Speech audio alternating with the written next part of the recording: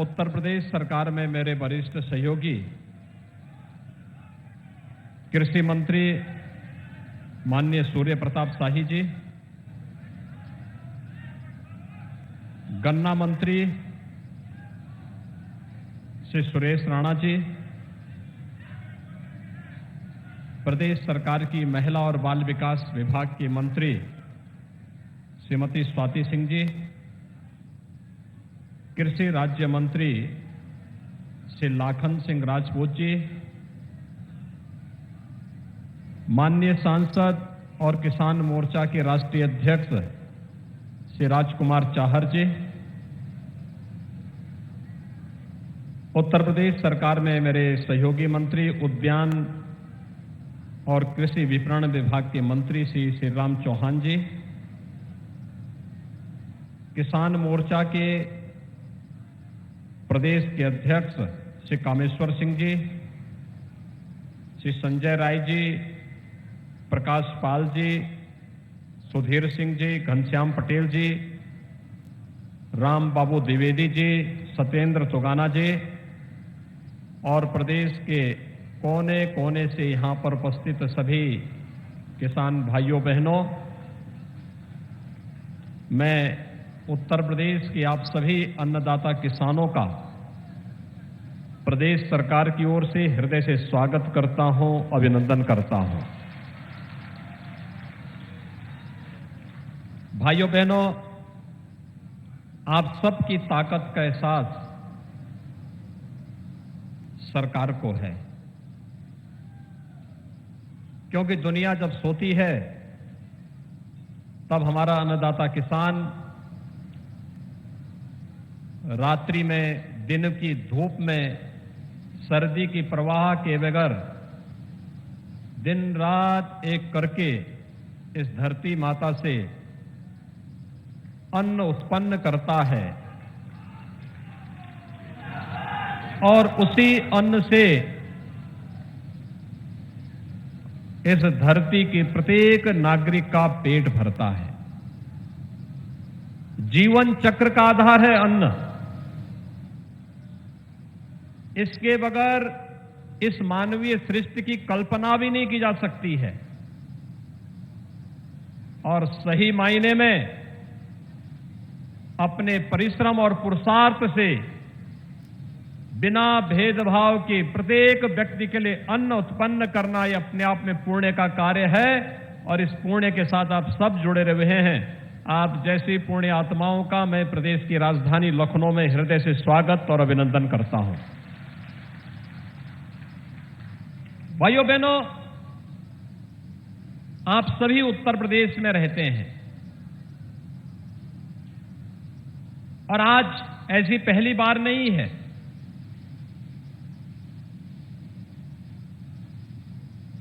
आपने 2004 से 2014 के बीच के शासन को भी देखा होगा, उत्तर प्रदेश के अंदर भी और देश के अंदर भी।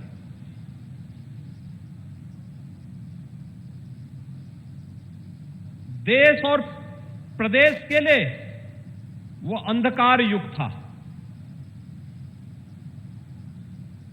उत्तर प्रदेश की प्रगति को तो उसने थाम सा दिया था। अराजकता थी, गुंडागिर्दी थी, अव्यवस्था थी, दंगे थे, कोई सुरक्षित नहीं था और किसान भाई प्रदेश के अंदर आत्महत्या कर रहा था तो गरीब भूख से मर रहा था। और केवल ये प्रदेश में ही नहीं था, महाराष्ट्र के अंदर भी था, अन्य राज्यों के अंदर भी था। और तब देश का भाग्योदय होता है 2014 में, जब प्रधानमंत्री मोदी जी देश के प्रधानमंत्री बनते हैं और प्रधानमंत्री का शपथ ग्रहण करने के बाद जब उन्होंने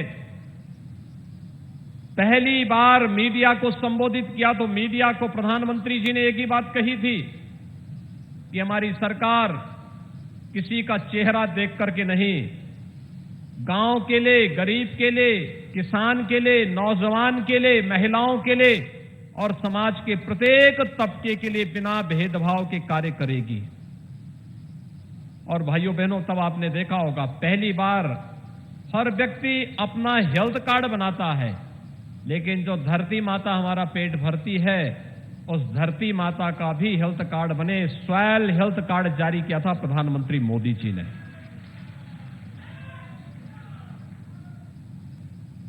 आत्महत्या और भूखमरी से समस्या का समाधान कैसे निकाला गया? सॉयल हेल्थ कार्ड से। धरती माता की सेहत का हम ध्यान देंगे तो धरती माता भी हमें रिटर्न में कुछ दे देगी, बहुत कुछ दे देगी। और प्रधानमंत्री मोदी जी ने वो चमत्कार किया। प्रधानमंत्री फसल बीमा योजना, प्रधानमंत्री कृषि सिंचाई योजना से जो सिलसिला प्रारंभ हुआ 2017 में, आप सभी अन्नदाता किसान भाइयों ने, उत्तर प्रदेश के मतदाताओं ने भारतीय जनता पार्टी को प्रचंड बहुमत के साथ सत्ता उत्तर प्रदेश की सौंपी। और उत्तर प्रदेश में सत्ता में आने के बाद हम लोगों ने पहला कोई निर्णय लिया था तो हमारी सरकार का पहला निर्णय था 86 लाख किसानों का 36,000 करोड़ रुपए का किसान ऋण माफी का कार्यक्रम। लघु और सीमांत किसानों का 1 लाख तक के कर्जे को सरकार ने माफ कर दिया था। हम जानते थे उत्तर प्रदेश जैसे राज्य के लिए एक चैलेंज है, चुनौती है, लेकिन अगर ये घोषणा हुई है, ये हमारे लोक कल्याण संकल्प पत्र का हिस्सा है, तो किसान का कर्ज माफ होना ही होना है, क्योंकि अन्नदाता किसान खुशहाल होगा तो फिर हम उत्तर प्रदेश की प्रगति को आगे बढ़ा ही लेंगे। और हुआ वही। हमारे अन्नदाता किसान भाइयों के चेहरे पर खुशहाली क्या आई, वह चेहरे की खुशहाली पूरे प्रदेश के अंदर लेकर के आ गई। आज आप देख रहे होंगे पहला कार्य किसान कर्ज माफी का प्रदेश के अंदर हुआ, और उसी वर्ष उसी महीने हम लोगों ने अप्रैल 2017 में प्रोक्योरमेंट की पॉलिसी ला करके हमने कहा हम किसान का अन्न सीधे क्रय केंद्रों के माध्यम से खरीदने का कार्य करेंगे। बीच में कोई बिचौलिया आड़ती नहीं होगा, लाभ सीधे किसान को मिलना ही चाहिए। और भाइयों बहनों, रिकॉर्ड मात्रा में हमने अन्न का क्रय पिछले 4 वर्षों के अंदर, 4.5 वर्षों के अंदर किया। इससे पहले की सरकारें भी कर सकती थी।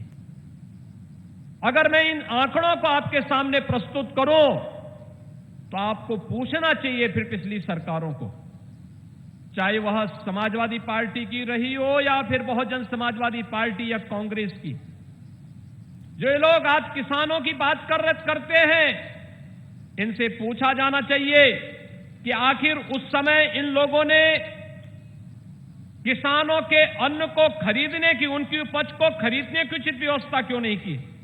और खास तौर पर मैं गेहूं की बात करूं तो भाइयों बहनों, हम लोगों ने, अगर पिछली सरकारों की मैं बात करूं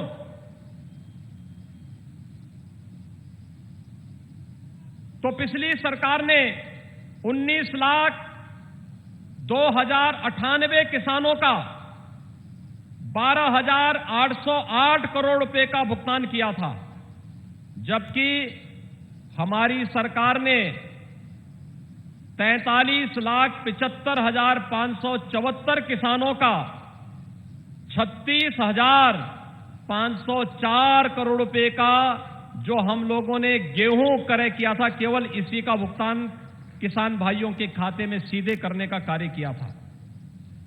और यही नहीं, अभी हमारे गन्ना मंत्री यहां पर बोल रहे थे, गन्ना किसानों के लिए हम लोग जब आए थे, एक निराशा थी गन्ना किसानों के चेहरे पर।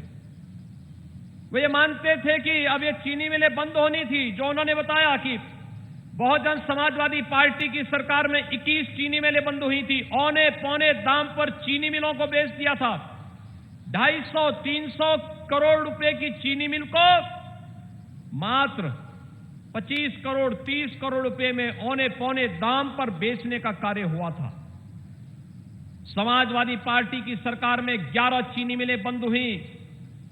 हम लोगों ने चीनी मिलें बंद नहीं की, बंद चीनी मिलों को चलाने का कार्य किया। और भाइयों बहनों, सपा बसपा सरकार ने जिन चीनी मिलों को बेचने का कार्य किया था, उन चीनी मिलों को जो वापस आ सकती थी, उनको फिर से वहां पर एक नई चीनी मिल लगाई।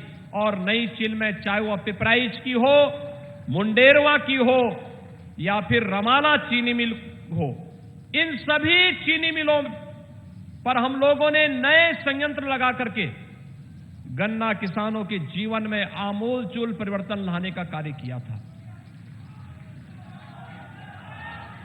हम 2017 में जब आए थे, 8 वर्षों का गन्ना मूल्य का बकाया था, जो 2009-10 से लेकर के 2017-18 तक का पूरा गन्ना मूल्य बकाया था। किसान परेशान था, चीनी मिलें बंद हो रही थी, निराशा थी, हताशा थी, गन्ने का रकबा सिकुड़ता जा रहा था। लेकिन जब इच्छा शक्ति होती है, विभाग ने मजबूती के साथ एक टीम वर्क के रूप में काम किया और उसका परिणाम क्या रहा? पहले ही साल में गन्ना मंत्री ने प्रयास करके उन उद्योगपतियों से जो चीनी मिलें बंद कर रहे थे, चीनी मिल मालिकों से संपर्क किया